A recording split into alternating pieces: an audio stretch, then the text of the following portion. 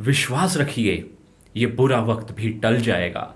ये विश्वास ही है जो आपको हर विपत्ति से बाहर निकाल कर लेकर आता है।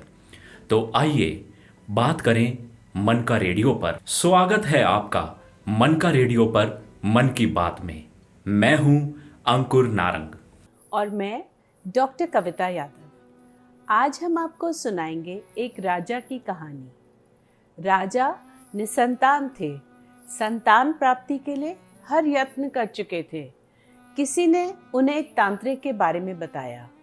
तांत्रिक ने राजा को एक बच्चे की बलि देने को कहा।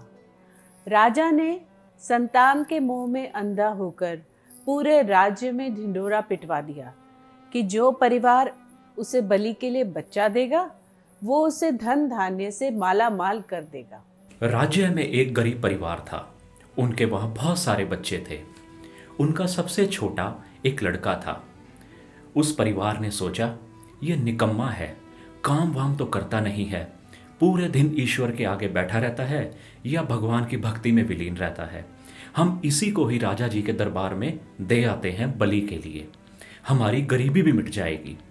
उस बच्चे को राजा जी के दरबार में भेज दिया गया। राजा जी के दरबार में बलि देने की तैयारी चल रही थी। उस समय भी ये बच्चा भगवान की भक्ति में विलीन था। राजा ने उस बच्चे से पूछा, तुम्हारी आखिरी ख्वाहिश क्या है? बच्चे ने कहा, मुझे 4 पत्थर लाकर दीजिए। 4 पत्थर उसे लाकर दिए गए। बच्चे ने एक एक करके अपने हाथों से 3 पत्थर राजा के महल के बाहर फेंक दिए और चौथे पत्थर के सामने हाथ जोड़कर बैठ गया। थोड़ी देर बाद राजा से बोला, अब आपको जो करना है वो कर सकते हैं।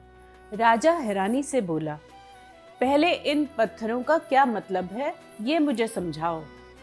लड़के ने कहा, पहला पत्थर था मेरे माता पिता का प्रतिरूप। उनकी जिम्मेदारी थी मेरे जीवन की रक्षा करना, लेकिन उन्होंने पैसे के लिए मेरा जीवन ही बेच दिया।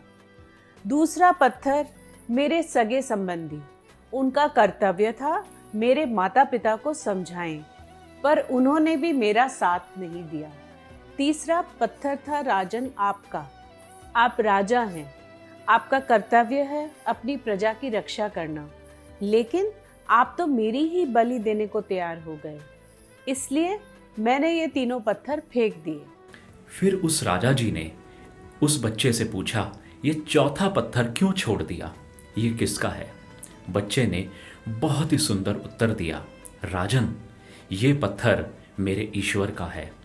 आगे वही होगा जो मेरे ईश्वर चाहेंगे, क्योंकि मुझे मेरे ईश्वर पर पूर्ण विश्वास है।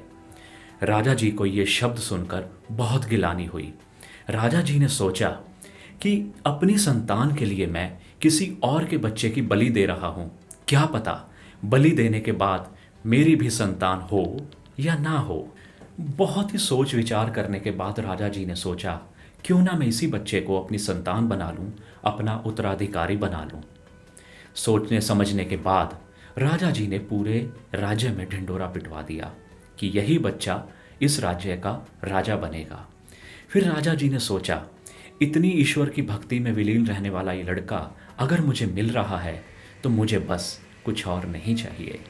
उस बच्चे का भगवान पर अटूट विश्वास ही उसे मौत के मुंह से बचाकर ले आया। बहुत बार हमारे जीवन में ऐसे क्षण आते हैं जब हमें लगता है परिस्थितियां इतनी खराब हैं कि कुछ हो ही नहीं सकता, लेकिन आपके मन का विश्वास ही आपको विपरीत क्षणों में सहारा देता है। उसे डगमगाने न दें।